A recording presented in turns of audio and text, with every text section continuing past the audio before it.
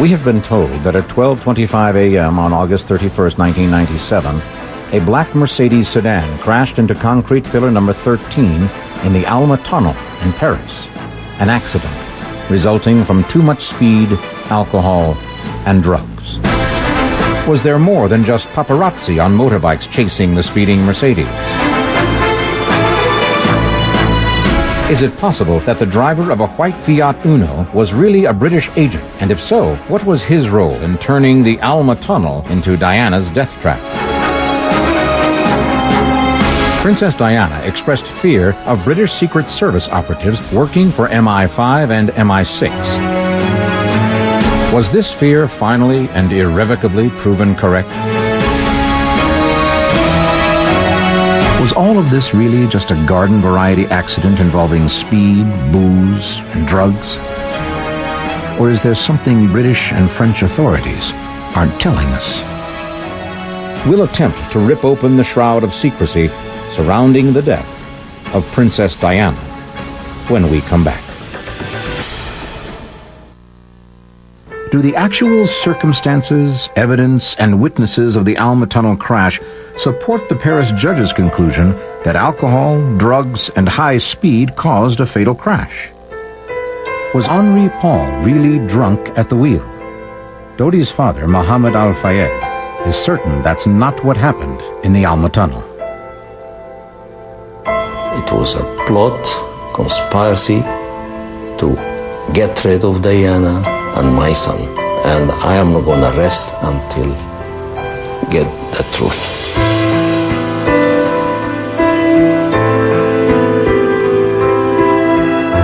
Within 24 hours of the crash, a campaign of disinformation was orchestrated, we believe, by the security services, which showed that Henri Paul, the driver of the car, was 3 times over the drink-drive limit.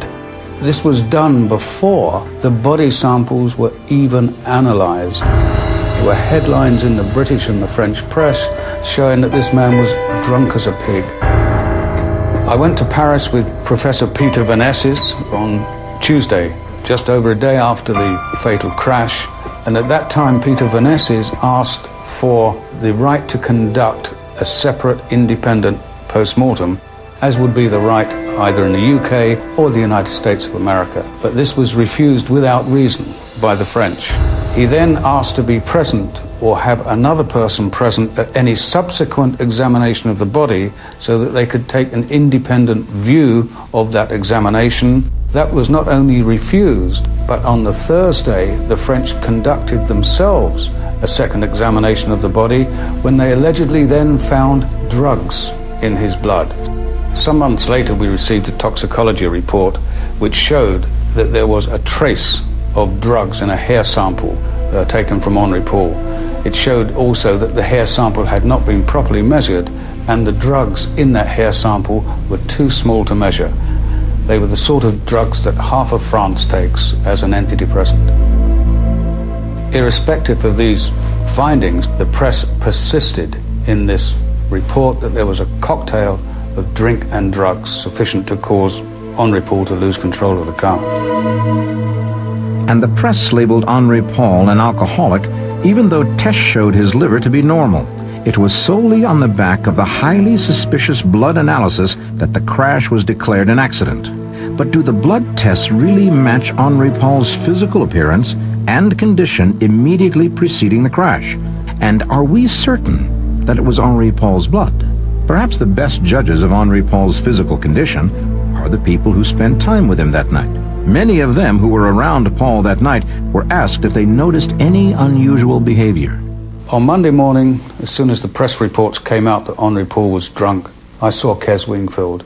He was the nearest living witness to what happened on that Saturday night. He was the other bodyguard working with Trevor Rees-Jones and had been with Henri Paul all day whilst Henri Paul was driving the backup car.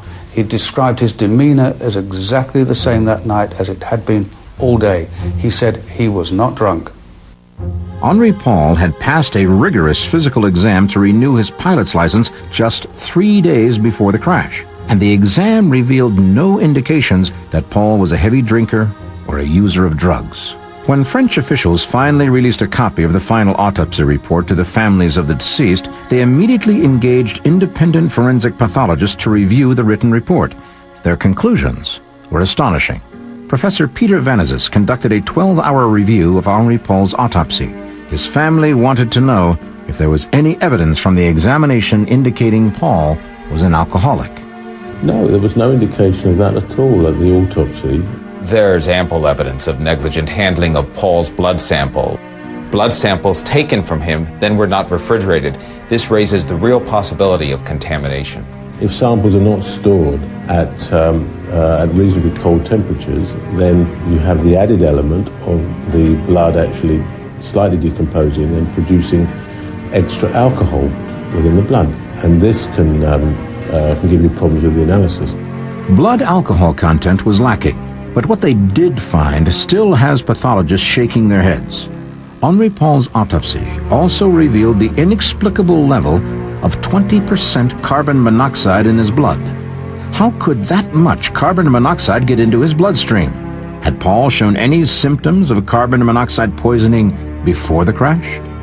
The level that was measured in Henri Paul at the time that he died would indicate that, say, some 2 hours prior to his death, he might have had a level of 30%. But if you've got a level of about 30%, someone would have a decided headache.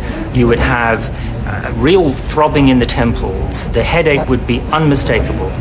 There would be certainly a lack of coordination. It doesn't strike me, when you look at the pictures of Henri Paul, of a man who is really suffering.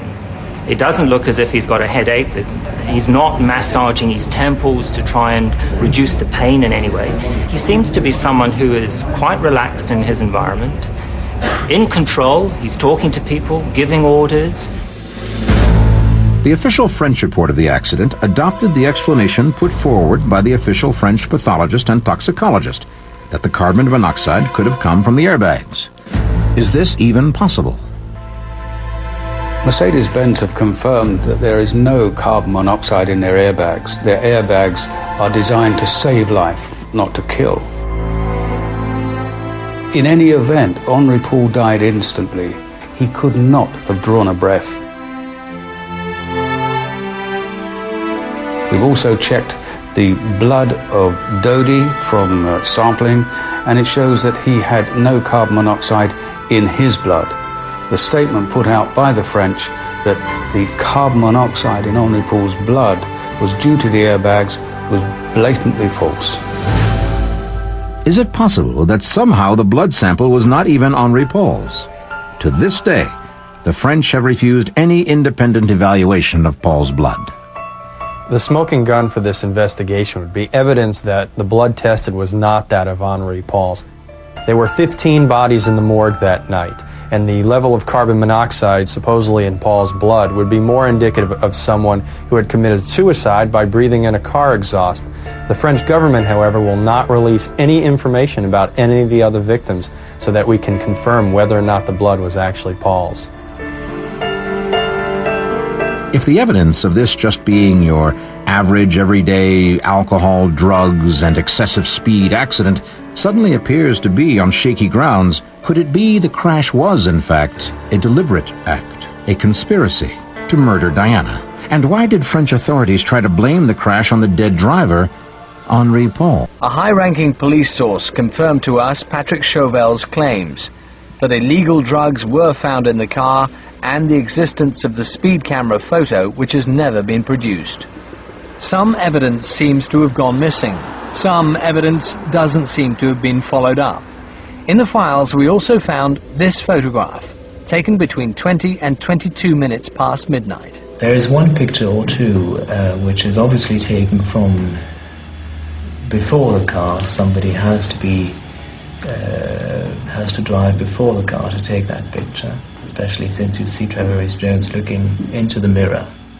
But I can't say exactly where that picture was taken. It was obviously taken somewhere in the tunnel, but I can't say if it's in the beginning of the tunnel or in the middle or after some sort of accident or wherever. But it's taken in the Alma tunnel? Yes.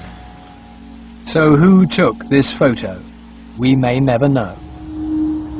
French authorities try to blame the crash on the dead driver, Henri Paul.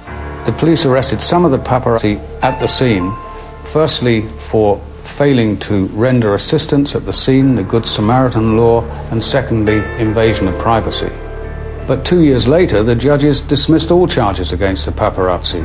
Since the judge found Henri Paul rather than the paparazzi responsible for the crash, no further investigations or public trials have taken place. Consequently, thousands of pages of investigative material have been kept from the public, and there's been no opportunity to question any of the witnesses or any part of the report.